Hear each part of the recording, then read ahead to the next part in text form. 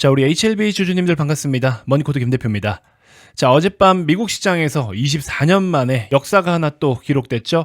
자, 일단 관련해서 전반적인 이야기를 한번 드려보도록 할 거고, HLB가 오늘 같은 이런 급등장도 아니죠. 폭등장이죠.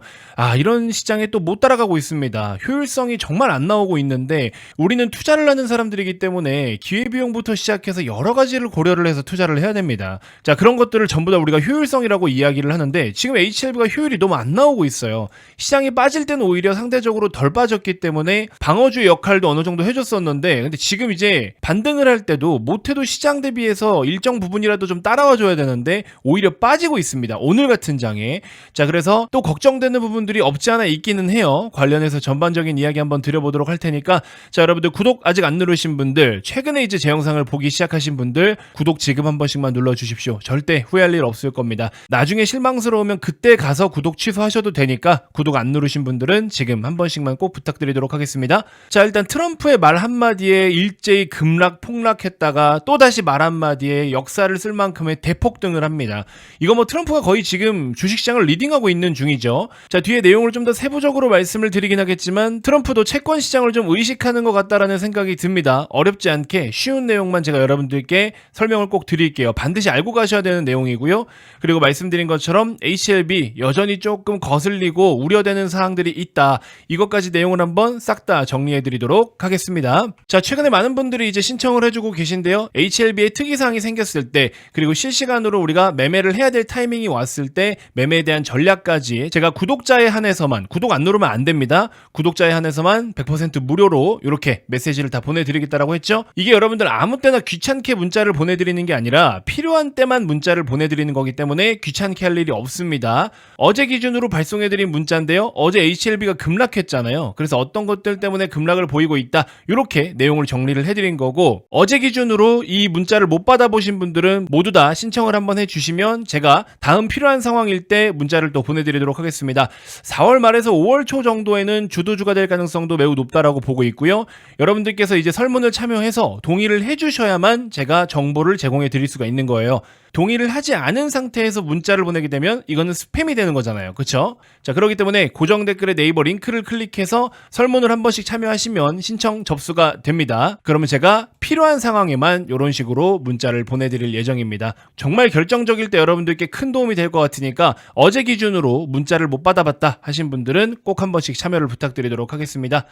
자, 본론으로 한번 바로 들어가 보도록 할게요. 나스닥이 24년 만에 12% 폭등을 했습니다. 개별 주식 한 종목도 10% 이상 올라가는 게 쉽지가 않은 일인데, 나스닥 지수가 12% 올랐어요. 화면 우측에 보이시는 것처럼 지수가 12%의 폭등이 나타나면서 지난 4일 동안에 급락 나왔던 걸 모두 다 만회하는 그런 시세로 마무리가 됐습니다. 내용을 한 번씩 짚어드릴 건데, 미국 관세에 보복을 하지 않는 국가들에게는 협상을 할 수 있는 시간을 조금 더 준다라는 거죠. 그런 국가들에게는 90일 동안 상호관세를 유예시켜주겠다, 이런 내용이 있었습니다. 자, 정말 많은 국가들과 협상을 하고 있기 때문에 일단은 일정이 지금 타이트하잖아요.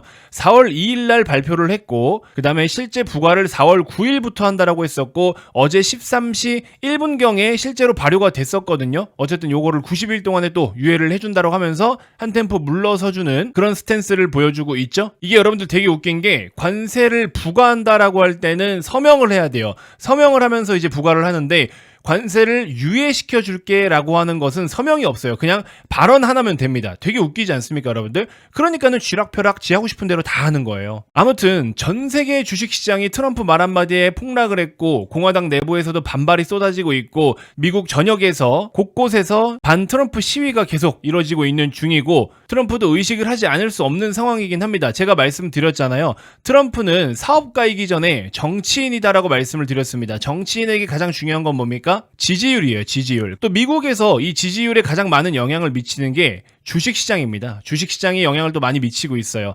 대표적으로 미국민들의 자산 401k 플랜 같은 것들이 큰 영향을 주기 때문이다. 이렇게까지 제가 설명을 다 드렸었죠.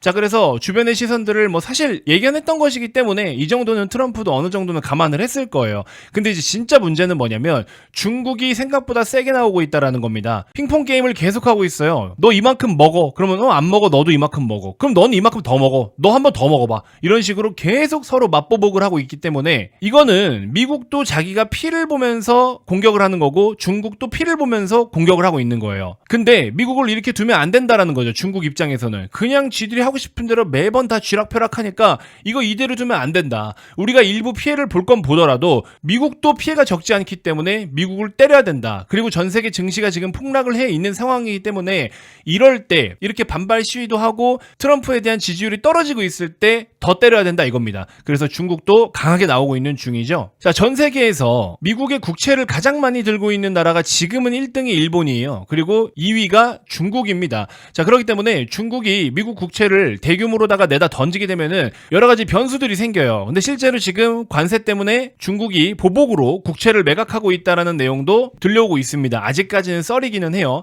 자, 그래서 중국이 미국 국채를 대규모로 매도를 하면 어떤 일이 발생하느냐? 첫 번째, 미국 국채 금리가 상승합니다.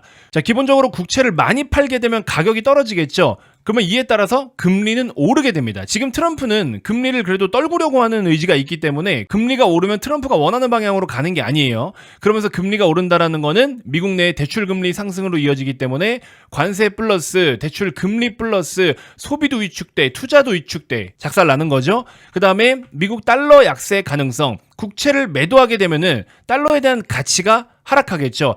그러면 환율 변동성도 상당히 커지는 거고, 환율 변동성이 크다라는 거는 달러가 빠진다라는 거는 달러 외에 다른 국가들에 대한 화폐 가치가 높기 때문에 미국 입장에서 수입을 할 때 물가가 또 올라가겠죠. 그러니까는 관세 플러스 대출 금리 플러스 달러 약세로 인한 수입 물가 추가적인 상승, 이것까지 다 폭탄을 때려 맞는 겁니다.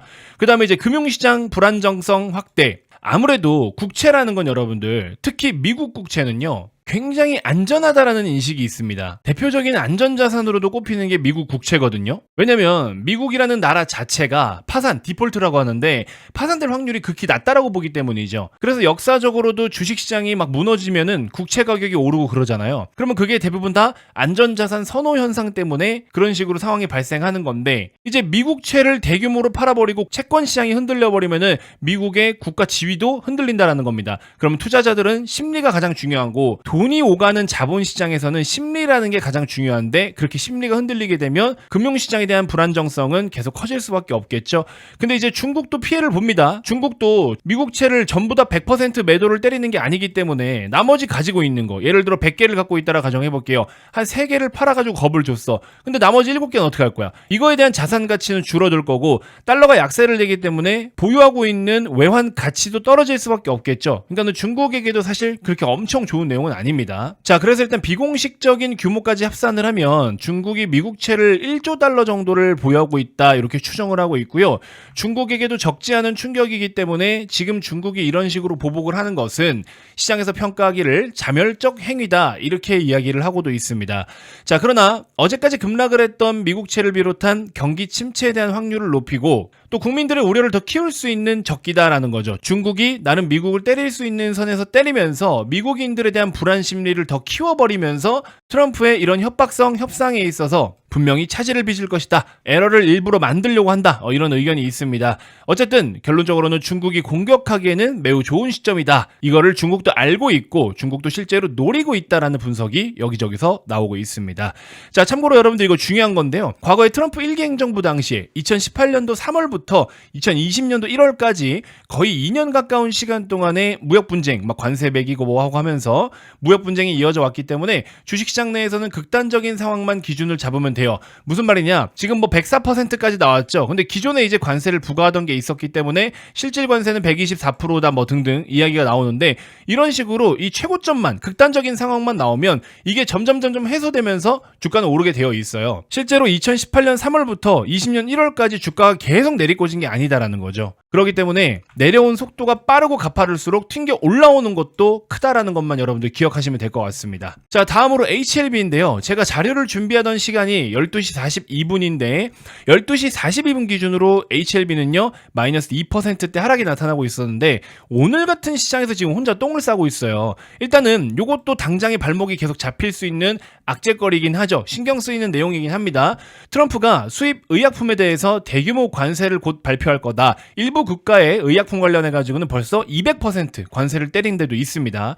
그리고 이제 관세를 받지 않으려면 제조시설을 미국으로 갖고 와라. 이렇게 이야기를 하고 있는 건데 왜 제조시설을 미국으로 갖고 오라 이런 거를 의도하냐면 여러분들 트럼프가 의약품 쪽으로도 견제를 할 수밖에 없는 이유가 일단 의약품, 약이라는 거는 인간의 생명과 달렸고 가장 중요한 안보이기도 한 거예요. 자, 트럼프 정부 이전에는 제조 쪽이 있죠. CMO라든지 CDMO라든지 이렇게 위탁 생산하는 거, 약품을 연구하고 개발하고 이제 제조까지 해야 되지 않겠습니까? 뭐 이런 거는 미국 내에서 할 수 있어. 근데 이제 제조 같은 경우에는 미국 현지에서 생산을 하면 비용이 좀 높아요. 그렇기 때문에 중국이라든지 뭐 한국이라든지 이런 주변 우방국들에게 이제 제조를 맡깁니다. 이런 식으로 보통 지금까지 이제 돌아왔었는데 하지만 미국하고 중국이 사이가 안 좋아졌고 혹시나 뭐 전쟁이 난다거나 뭔가 유사 상황이 발생했는데 그때가 예를 들어 뭐 독감이나 감기가 한참 유행해. 근데 이 감기약을 중국에서 생산하지 않겠대. 이래버리면 어떡해요? 정말 그 별거 아닌 감기약도 못 먹는 상황이 발생하면서 국민들의 생명에 영향을 줄 수가 있겠죠. 자, 그렇기 때문에 뭐 하나 소소한 거라도 중국의 의존도를 높이려고 하지 않는 이런 상황이 저는 지금 HLB에게까지 영향을 주고 있는 게 아닌가.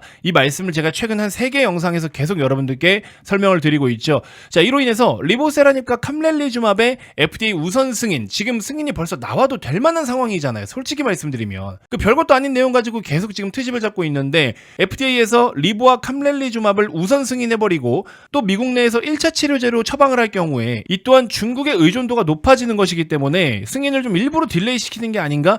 이런 합리적인 의심이 든다라고 여러분들께 계속 말씀을 좀 드렸죠. 중간에 한번 주가가 조금 더 빠질 가능성도 있어요. 여러분들은 잘 아시겠지만 미국의 BMS라는 기업의 옵디보와 여보이 병용 임상이 있죠. 이것도 어떻게 결과가 나오느냐에 따라서 HLB 주가가 잠깐 급락이 나올 수도 있습니다. 얘네가 먼저 승인이 돼서 통과를 해버리면은 HLB가 급락이 한 번 더 나타날 수 있겠죠. 왜냐면은 선두지위를 뺏겨버리니까. 그래서 그런 걸 노리는 게 아닌가 하는 생각이 좀 듭니다. 지금 이번에 2차 CRL을 받고 재심사 요청을 넣을 때는 심지어 현장 실사를 안 해도 된대요. 또 타입 A 미팅도 없다라고 하잖아요. 그러니까 정말 간단한 거란 말이야. 시간적으로 딜레이를 지금 고의로 시키는 것 같은 느낌이 드니까. 근데 중간에 이것 때문에 한 번 더 급락이 나올 텐데 차라리 얘네가 먼저 가고 따라간다라고 해도 승인날 가능성은 전 높다라고 봅니다. 그래서 오히려 요거 한번 상황 지켜보고 얘가 주가가 혹시나 좀 더 밀린다면 이때 여러분들이 조금 더 드라이브를 걸 수 있는 상황이 오지 않을까 이런 생각이 듭니다. 자, 그래서 이러한 타이밍 저는 계산이 다 되어 있어요. 시장도 매일매일 지켜보고 있고 HLB에게 영향을 주는 내용들이 또 어떤 것들인지도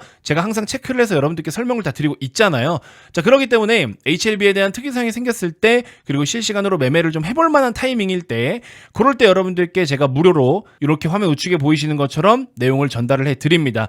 필요시에만 문자를 발송해드리기 때문에 귀찮게 할 일이 없다라는 거. 여러분들의 동의가 필요한 거예요. 동의를 하지 않은 상태로 보내면 그거는 스팸 메시지니까. 아시겠죠? 우리는 HLB라는 종목 하나로 수익을 잘 내기 위해서 이런 관계를 맺는 거잖아요. 근데 이제 여러분들에게 제가 뭐 스팸을 보내드리고 하면 되겠습니까? 그쵸? 자, 그래서 여러분들 동의하시는 분들 내용을 좀 잘 받아보시고 HLB 좋은 대응을 좀 한번 해보고 싶다 하시는 분들은요. 현재 보고 계신 영상 고정 댓글에 네이버 링크 클릭해 주시면 설문을 참여하실 수가 있으니까 그 설문지에 신청을 간단하게 해주시면 되겠습니다. 자, 어제 기준으로 문자를 못 받아봤다 하시는 분들 꼭 한번 관심 갖고 신청해 보시길 바라겠습니다. 아무 때나 문자를 보내는 게 아니에요. 필요시에만 보내는 겁니다. 오늘 안 받았다고 또 신청하고 또 신청하시면 안 돼요. 필요한 상황이 생길 때만 문자를 보내드려야 여러분들도 귀찮을 일이 없는 거잖아요. 그쵸? 자, 이번 영상 일단 이렇게 해서 마무리하도록 하겠고요. 오랜만에 큰 반등장 여러분들 잘 즐기셨으면 좋겠고 다음 영상에서 또 인사드리도록 하겠습니다. 고맙습니다.